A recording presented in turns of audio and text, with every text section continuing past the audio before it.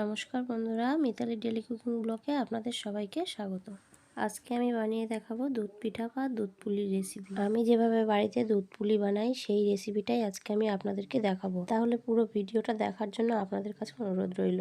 প্রথমেই আমি এখানে পিঠের জন্য একটা পুর বানিয়ে নেব। তার জন্য কড়াইতে দিয়ে দিলাম কোরানো নারকেল। এখানে দুটো বড় সাইজের নারকেল কুড়িয়ে নিয়েছি আমি। আর দিয়ে দিলাম পরিমাণ মতো গুড় আর নারকেলটাকে একসাথে মিশিয়ে সুন্দর করে আমি একটা পুর বানিয়ে নেব। পিঠের জন্য পুরটা আমি গুড় দিয়ে বানিয়ে নিচ্ছি। আপনারা চাইলে কিন্তু গুড়ের বদলে চিনি দিয়েও বানিয়ে নিতে পারেন, তবে গুড় দিয়ে পুরটা বানিয়ে নিলে কিন্তু পুরের স্বাদটা খুব ভালো হয়, সেই জন্য আমি গুড় দিয়েই বানিয়ে নিচ্ছি। দেখতেই পাচ্ছেন এখানে পুরটা হয়ে এসেছে। এবার এর মধ্যে একটু এলাচ গুঁড়ো দিয়ে ভালো করে মিশিয়ে নাড়াচাড়া করে নেব। তাহলে কিন্তু পুরটা আমার একদম রেডি হয়ে গেল। এবার পুরটাকে ঠান্ডা হতে দেব আর পিঠের জন্য চালের গুঁড়ো দিয়ে একটা ডো বানিয়ে নেব। তার জন্য গ্যাসের উপরে একটা কড়াই বসিয়ে দিয়ে আমি 1 বাটি জল দিয়ে দিলাম আর দিলাম খুব সামান্য লবণ।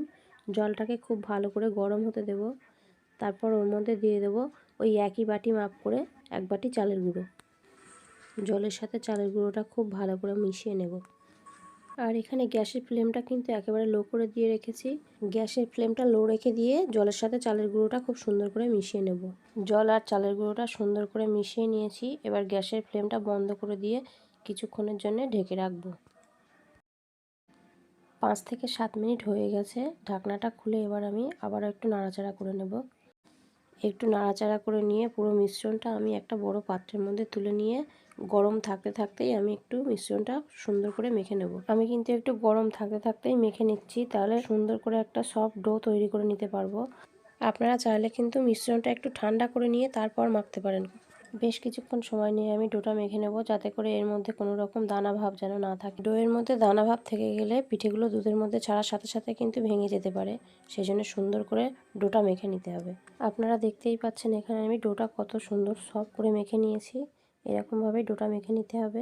এবার দুধ পুলির জন্য আমি গ্যাসের উপরে দুধটা বসিয়ে দেবো। দুধটা ফুটতে থাকবে, ততক্ষণে আমি পিঠেগুলো বানিয়ে নেব। এখানে আমি প্যাকেট দুধ ব্যবহার করছি। আমি 1 লিটার দুধ নিয়ে নিলাম।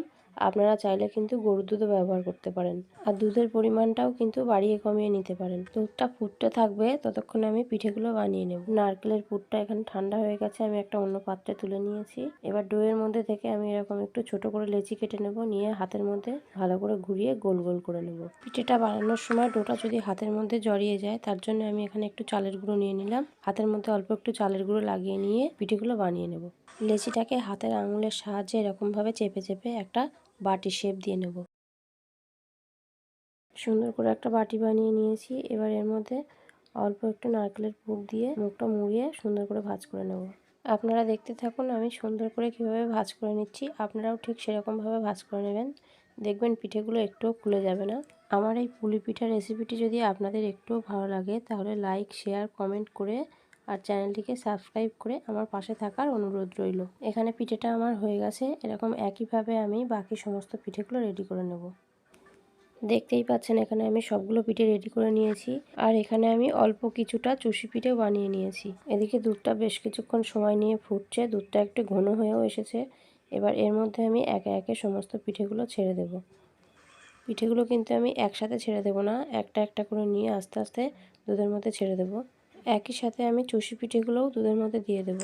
পিঠেগুলো দুধের মধ্যে দেওয়ার সাথে সাথে কিন্তু নাড়াচাড়া করা যাবে না, তাহলে ভেঙে যেতে পারে। দুধের সাথে পিঠেগুলো অল্প কিছুক্ষণ সময় নিয়ে একটু ফুটিয়ে নিয়ে তারপর একটা চামচ বা হাতার সাহায্যে আলতো হাতে একটু নাড়াচাড়া করে নিতে হবে। দুধের মধ্যে পিঠেগুলো ছেড়ে দিয়ে বেশ কিছুক্ষণ ফুটিয়ে নিয়েছি। এবার এর মধ্যে দিয়ে দিলাম অল্প একটু এলাচ গুঁড়ো, আর দিয়ে দিলাম স্বাদ মতন চিনি, আর দিয়ে দিলাম খুব সামান্য লবণ। এবার একটু নাড়াচাড়া করে ফুটিয়ে নিলেই রেডি হয়ে গেল দুধ পুলি। তাহলে আপনারাও একবার হলেও বাড়িতে এইভাবে দুধ পুলি ট্রাই করে দেখুন। আশা করি আপনাদের সকলের খুব পছন্দ হবে।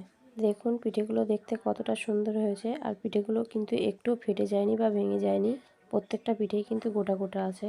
এই শীতে এরকম গরম গরম পিঠে থাকলে কিন্তু শীতের মজা দ্বিগুণ হয়ে যাবে। তাই আপনারাও একবার হলেও অবশ্যই এভাবে বানিয়ে খেয়ে দেখবেন। আশা করি আপনাদের খুবই পছন্দ হবে। এখানে আমি একটা পিঠে আপনাদেরকে কেটে দেখাচ্ছি। দেখুন পিঠেগুলো কতটা নরম হয়েছে।